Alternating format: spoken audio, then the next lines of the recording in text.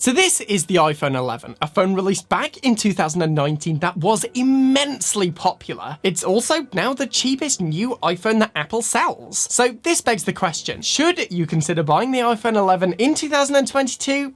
Let's find out. Quickly, if you do enjoy this video, do remember to leave a like. And if you really enjoy this video, why not subscribe to the channel? We talk about tons of fun tech on here, and it'd be awesome to have you along. First of all, let's discuss the specs. This thing was released back in 2019, so it features an Apple A13 Bionic processor, 4GB of RAM, which is actually the standard on this level of iPhone to this day, multiple storage options with 64, 128, and 256GB. And while I am ever cheap with the 64GB variant, it still is nice that you can upgrade your storage if you want to put more stuff on your phone. The iPhone 11 weighs in at 194 grams, which is actually pretty heavy as iPhones go, and comes in multiple color options with black, which is the one I have, white, green, yellow, purple, and red. And as usual, as for now, that's all we're going to discuss in terms of specs here. Now, of course, we are going to be discussing other specs in their respective sections later on, but I want to get these out the way because realistically, you can just look these up on the internet, and chances are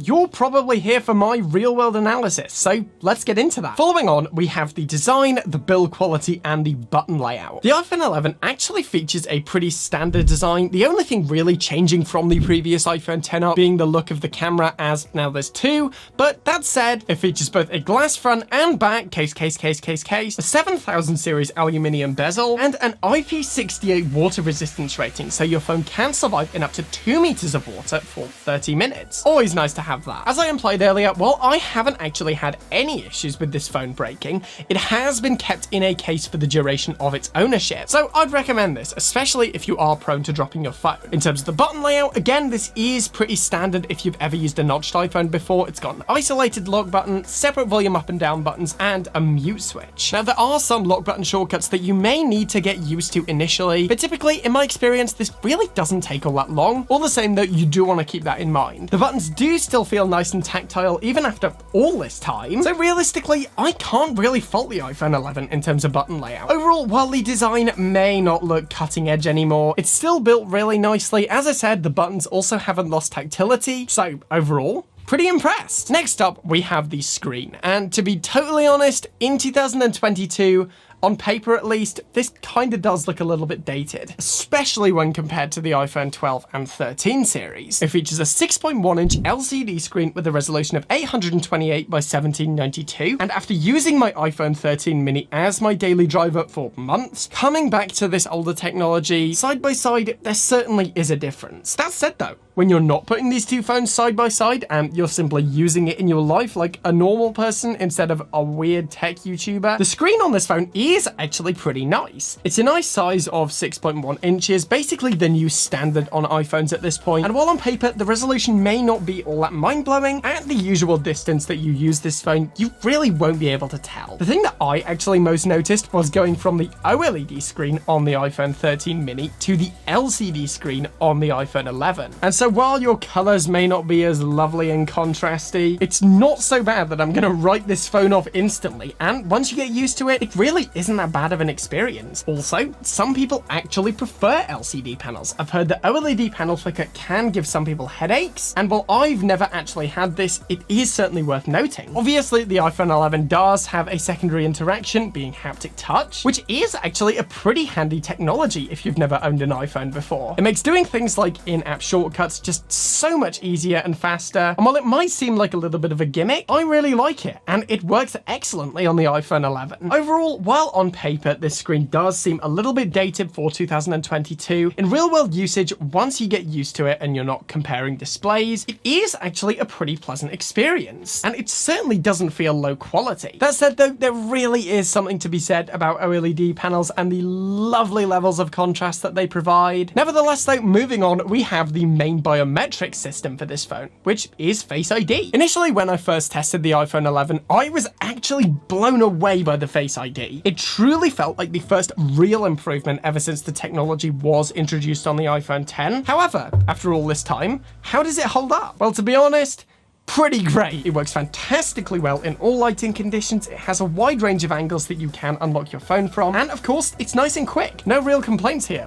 held up great. Following this, we have the camera. The iPhone 11 actually features a dual camera system featuring both a standard lens and an ultra-wide-angle system. This was actually the first iPhone to feature this style of camera system, and honestly, it was a pretty big hit with a lot of people who really liked that ultra-wide camera. The main camera is an f1.8 12 megapixel wide angle, whereas the ultra-wide is a 12 megapixel f2.4 lens. The iPhone 11 also saw an upgrade to the front-facing camera from a 7 megapixel system in the previous 10S and 10R to a 12 megapixel true depth camera, which was honestly a very welcome upgrade, and this has an aperture of f2.2. Okay, so all of this is well and good, but how does this thing actually perform? Honestly, when I first tried out the iPhone 11's camera, I was seriously impressed with the photos it took. Everything looked really nice and sharp, with good levels of dynamic range and excellent colors. The wide-angle camera looks excellent as always, and while there was a little bit distortion around the corners with the ultra-wide lenses, this is only really noticeable in certain stress-testy situations. And it's honestly great to have such a versatile lens, not only from just a creative perspective, but also from a technical perspective as well. It makes squeezing more friends in that tightly packed bar, well,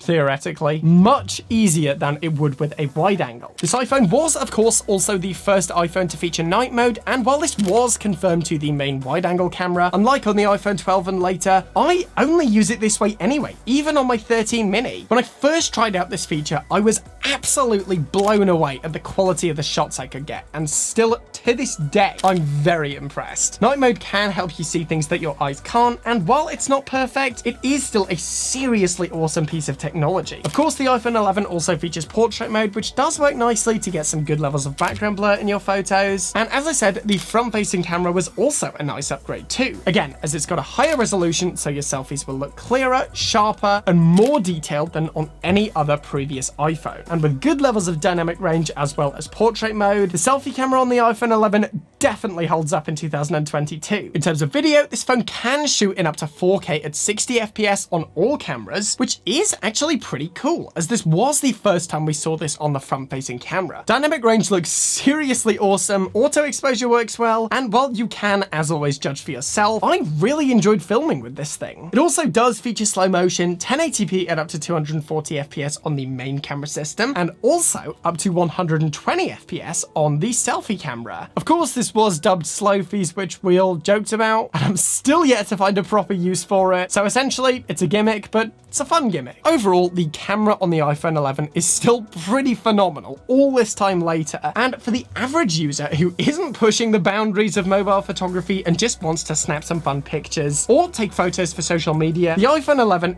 absolutely holds up in 2022. Okay, so now we're moving on to discuss the actual performance of this phone. So first, OS performance. The iPhone 11 launched with iOS 13 back in September 2019, so while it has certainly been out for a while, it is important to remember it's an iPhone. These things last for years, and so the iPhone 11 certainly has plenty of life left. How much exactly, it's impossible to say, and I'm not gonna make the iPhone 6S joke again, but iPhones have been lasting longer and longer recently, so chances are it's still got plenty of life left in it. Actual OS performance on iOS 15 is very good, with scrolling being smooth and system functions being seamless. Getting into those more intensive tasks like watching videos, this thing still certainly keeps up. Watching 4K videos on this thing goes off without a hitch, and while gaming on this thing may not be cutting edge, I've personally never had any problems with it. Now, I'm not a competitive gamer by any means, but this thing has still kept up with absolutely everything I've thrown at it. Overall, performance on the iPhone 11 is still pretty awesome, despite being out for a couple of years now. Alright, so quickly, we have the speakers on this phone, which are decently loud, featuring that typical iPhone stereo configuration, so that both speakers are used to create a louder,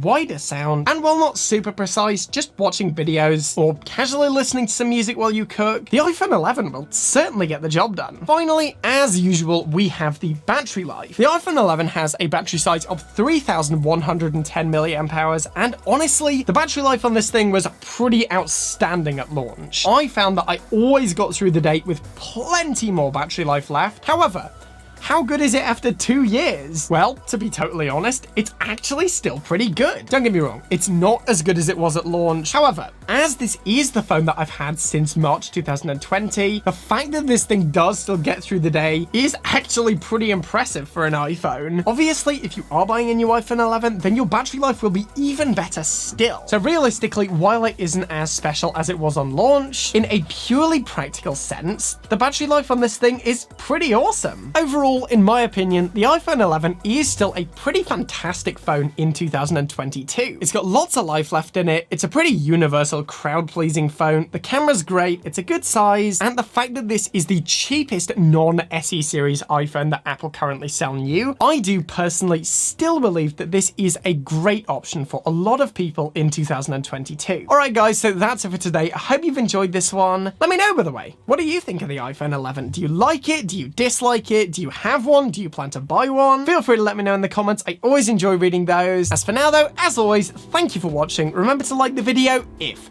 you want to see more content like this, then smash that subscribe button. I'm done for now, and I will see you guys in the next one.